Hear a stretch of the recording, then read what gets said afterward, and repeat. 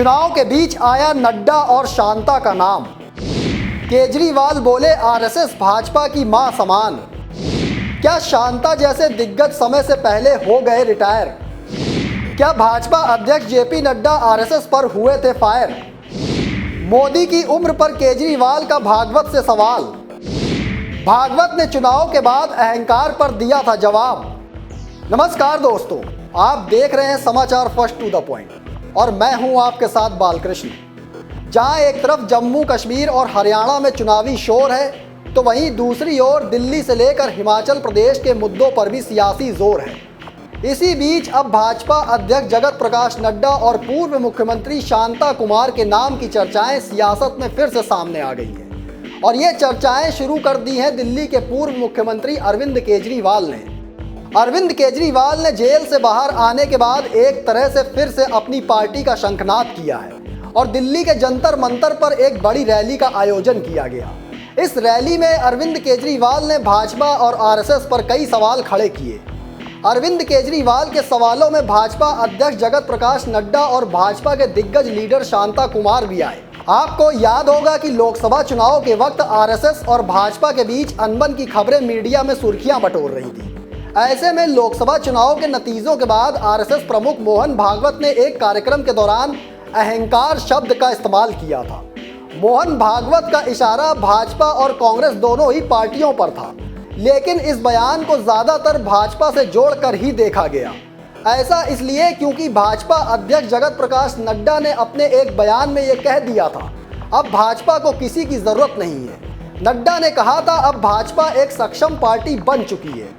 भाजपा अध्यक्ष जगत प्रकाश नड्डा का ये बयान काफ़ी सुर्खियों में रहा था और आज भी इस बयान को लेकर विपक्षी दल भाजपा को घेरते रहते हैं। पहले आप मोहन भागवत का ये बयान सुनिए, फिर आपको आगे का माजरा बताते हैं। जिस प्रकार ये बातें हुई, जिस प्रकार एक दूसरे को लताड़ना हुआ,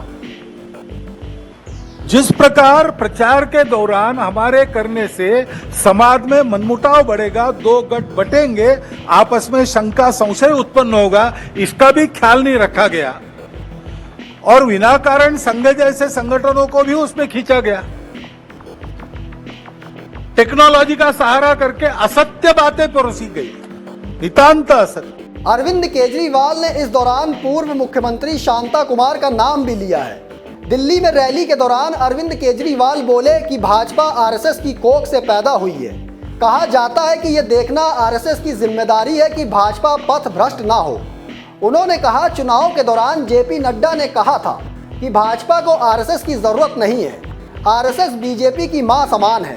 क्या बेटा इतना बड़ा हो गया है कि मां को आंखें दिखाने लगा है? जिस बेटे को पाल पोस कर बड़ा किया गया, प्रधानमंत्री बनाया, आज वो अपनी माता तुल्य संस्था को आंखें दिखा रहा है। केजरीवाल बोले, जब नड्डा जी ने ये कहा था तो आपको दुख नहीं हुआ? क्या आरएसएस के हर कार्यकर्ता को दुख नहीं हुआ?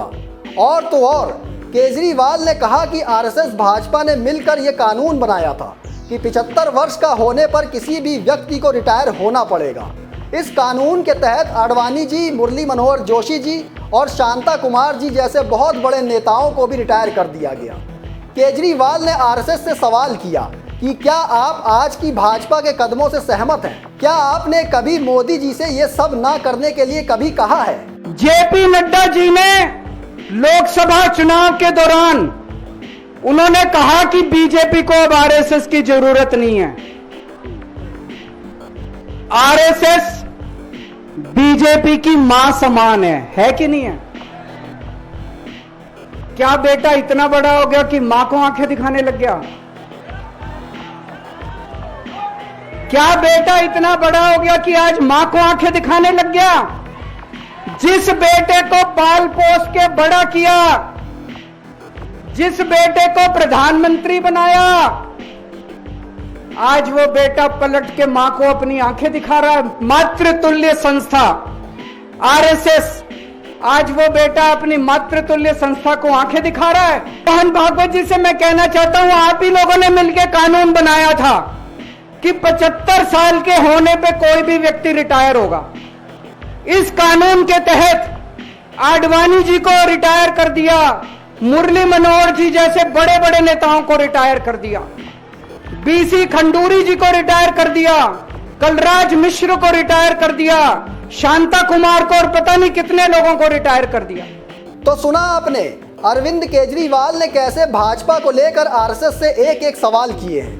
केजरीवाल के इन सवालों के बीच जगत प्रकाश नड्डा का भाजपा के सक्षम होने वाला बयान और शांता कुमार जैसे दिग्गज लीडरों के रिटायरमेंट का प्लान दोनों ही सियासी सवालों के घेरे में आ गए हैं और एक बार फिर इसको लेकर चर्चाएं भी तेज हो गई हैं। दोस्तों, आप इस मुद्दे पर क्या राय रखते हैं? हमें कमेंट बॉक्स में ज़रूर अपनी राय दीजिएगा। फिलहाल मुझे दीजिए इजाज़त, फिर मिलेंगे एक और स्पेशल रिपोर्ट लेकर। तब तक के लिए धन्यवाद।